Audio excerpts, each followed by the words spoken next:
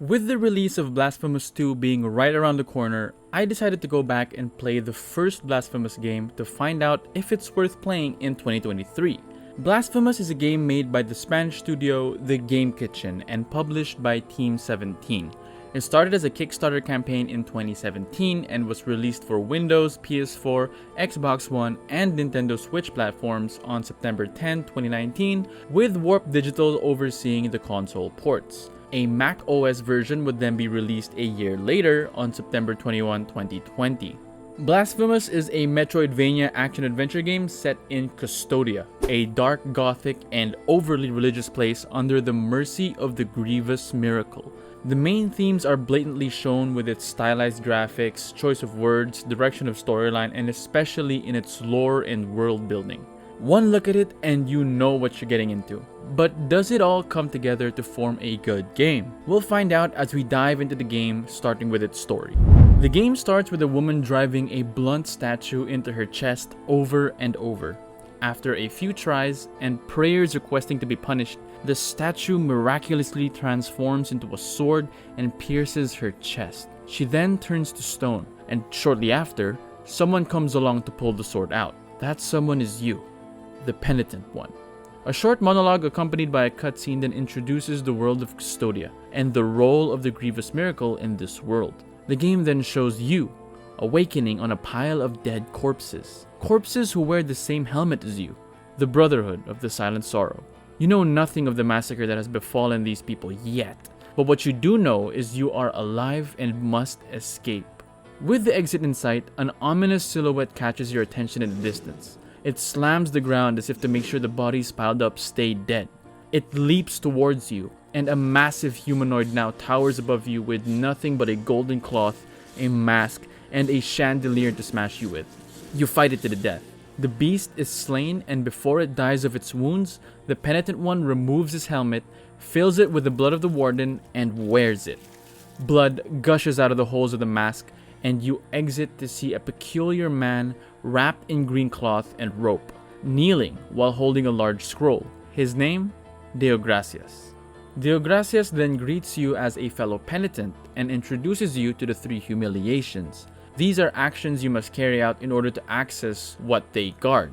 What they guard is what you seek, and so you set forth with a solid goal in mind, to find and carry out these 3 humiliations. Along the path after meeting Deogracias, you come across a somewhat abandoned village which has seen better days, Albero.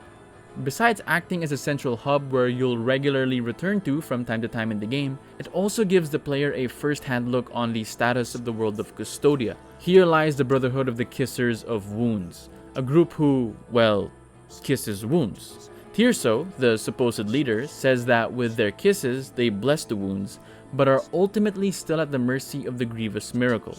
Left and right, you see wounded crying in pain as the Brotherhood tries their best to soothe their suffering, but to no avail. This is the world of Blasphemous, and your story, penitent one, is to see to it that the Grievous Miracle is stopped. With the mea culpa in hand, you set forth and start your journey to seek the first of the 3 humiliations. Blasphemous' story isn't done through cutscenes and storytelling.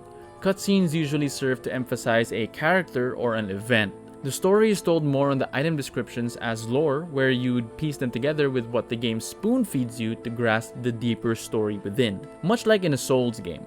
I never really bothered trying to go deeper with the lore while playing the game, and I'd attribute that somewhat to the hard-to-read font used in the text descriptions, but the cutscenes and voice acting of the NPCs in the game add a sense of immersion which held my interest to the world of Custodia.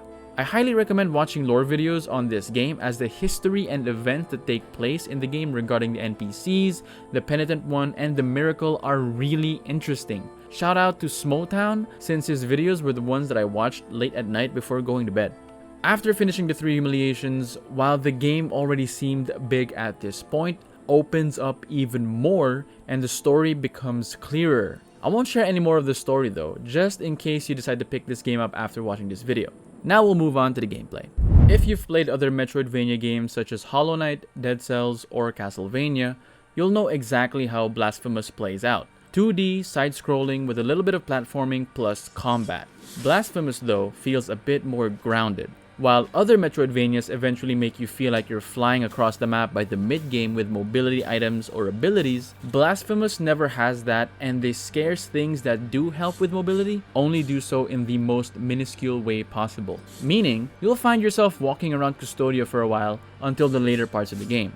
We'll get more into that in a bit. Combat is basic. You've got one attack button which lets you chain into combos when hitting enemies. You can swing your sword upward or downward by combining the attack button with the directional buttons. You've got a dodge button which does have iframes, but you shouldn't really rely on those too much as it's unclear where the frames start and end. You can't also just slide through enemy attacks as you will get hit mid-slide animation. There is also a parry mechanic where, if you time it correctly, allows for a strong follow-up strike, but parrying a heavy attack will result in a block instead.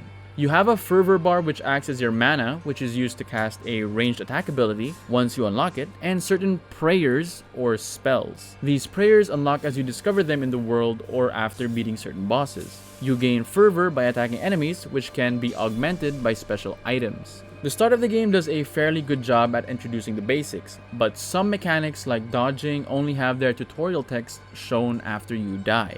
You explore the world of Custodia, which is separated by rooms which may have exits on any side. You traverse these rooms mostly by running, jumping over obstacles, and grabbing onto ledges. Like any Metroidvania, some areas are closed off at first, but may be unlocked after exploring other areas or obtaining certain items. To heal, you have a limited number of health flasks that you may smash into your mask to recover health. Now, all the things we've talked about so far can be upgraded. Your max health through a special NPC that is usually hidden, your fervor by finding fountains that are hidden behind illusory walls, your sword by interacting with statues of Mea Culpa, the number of items you can equip by finding another hidden NPC, the amount of flasks you can bring by picking up bile flasks scattered throughout the map and bringing them to blood fountains, and how much they heal by interacting with yet another somewhat hidden NPC. If you noticed, most of the things I mentioned are hidden. You'll need to have a good eye for these things in order to spot them, but in all honesty, I mostly just stumbled upon them by chance by randomly hitting walls, hoping they would break. Now we talk about the combat itself. Combat in Blasphemous is slow. You don't have any flashy mobility focused moves here, so you'll be doing hit and runs or timing parries most of the time. There's a lot of platforming in this game, which is made challenging by having to deal with enemies and traps while doing so. Enemies hit hard in this game, no matter if it's the early or late game, so you'll have to be quick with the dodges and light on your feet to survive early on. The main challenge during combat is learning the attacks of the enemies. Some enemies are better fought by parrying them, others by doing hit and run tactics. Once you've got this down, combat is a breeze in this game, but you will be punished if you get too complacent. One of the things I loved about the combat is that sometimes you get an opportunity to do an execute move, which is shown by the enemy flashing red and just standing in a daze, waiting for you to press Y. Kind of like in Mortal Kombat. These executions are brutal, even with the game's pixel art aesthetic.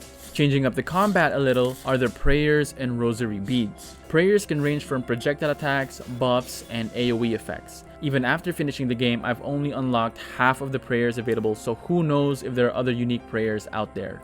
I found that prayers are used as a convenience rather than a different playstyle, as they consume a large amount of fervor, and regaining fervor takes quite a while. Be wise about when you use these prayers, as you might want to save some fervor for the big battles. Rosary beads are items you equip on your rosary that give effects like healing and additional fervor, shorter dodge cooldown, increasing casting speed of prayers, and so on.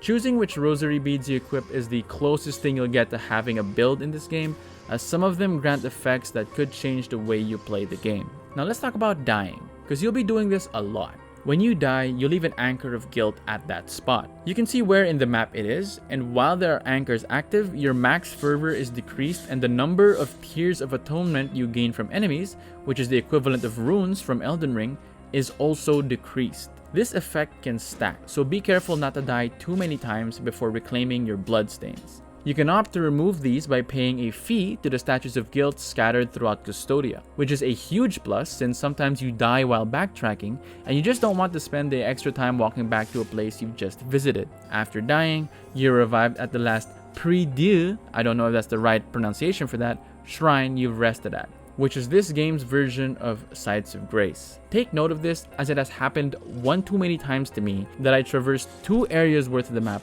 only to die and respawn at Albero just because I forgot the rest of the shrines I passed along the way.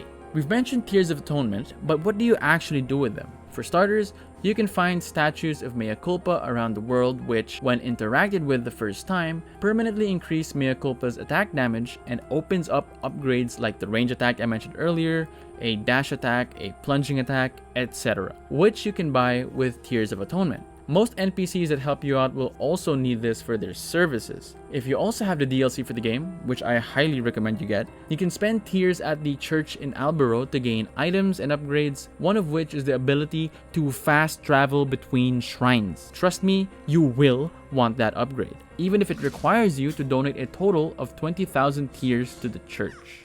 And so now we get to the big guns that this game has to offer, the boss fights. These fights are the most challenging, but the most satisfying to beat. All the abilities and strategies you've learned will be put to the test as you go toe-to-toe with the worst of the abominations the Grievous Miracle has created. Everything from the mechanics, the music, and the boss design, they all fit so well to create a unique and memorable encounter that's sure to stick with you long after you've ended the fight. Just take a second and look at this.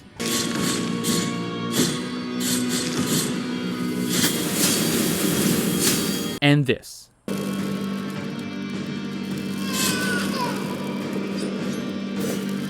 And this.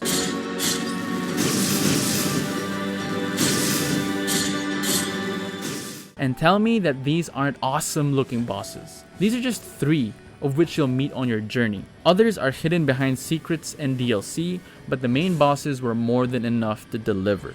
And now finally, we talk about the collectibles. Collectibles in the game come in the form of Children of Custodia and the scattered bones of various individuals. The former is presented by an angelic baby trapped inside a flying glass case that you must break with whatever means you can think of. Some of these seem out of reach and would require you to get an item before comfortably getting to them, but with a little thinking out of the box, you'll manage to gather most of them. The latter are hidden throughout the world behind chests, hidden walls, or obstacles. Both collectibles have implications in the game, where if you find enough of them, you'll unlock something. I never got to collect all of them, but I did get close. Now with the gameplay section closed out, we now move on to replayability. I finished the game in 13.5 hours, but I didn't 100% the game. I still had around 9% of the map to explore and a few collectibles, spells, and items I left out. I also couldn't discover all the Mea Culpa statues, and I also wasn't able to explore all the things the DLCs had to offer. I'd give it a good 20 hours max if you want to 100% the game. But good luck with that, as some uses for items are obscure. The game has 3 endings, 2 in the base game and another one added with the DLC. I don't know which one, to be honest. A new game mode called Sacred Sorrow is unlocked, which is essentially a boss rush mode which is timed. This is great as you're allowed to revisit the best moments of the game one after another. 2 skins are also unlocked for future playthroughs, or if you choose to ascend your save file, which is essentially an NG plus run. Ascending lets you keep all your Mea Culpa upgrades, rosary beads, and other key items, but all collectibles, bile flasks, health, and fervor upgrades all revert to 0, so make sure you remember where all those hidden upgrades are. As good as this game is the first time completing it, I couldn't bring myself to run through it again even in NG+, as even the upgrades to the Albero Church were reverted, meaning fast travel between shrines was lost until I could donate another 200,000 tears. I just simply got used to traversing the map through fast travel that running around a second time felt too slow. The game experience is also pretty linear, even when exploration is open-ended. The story doesn't change drastically, and once you learn the moves of the enemies once, it becomes too easy and all sense of the challenge disappears. Despite Blasphemous being a much slower experience in a Metroidvania compared to others I've played, I'd say that a first playthrough of Blasphemous is worth playing in 2023. The combination of the game's art style, music, gothic Catholic themes, and NPCs make an immersive enough world that's worthwhile to explore. I wouldn't recommend a second playthrough though, but if you still want to scratch that itch, an NG plus run is possible. Personally, I can't wait for what the second installment has to offer if they'll add on to the solid foundation that they've created with this game. Now what do you guys think? Is Blasphemous worth a try in 2023? Should we wait till the second game, or should we just skip it altogether? Let me know in the comments below what you think of the game and of the video. I'd love to discuss about it. Thanks for watching the video. Don't forget to leave a like and consider subscribing. Have a great day ahead.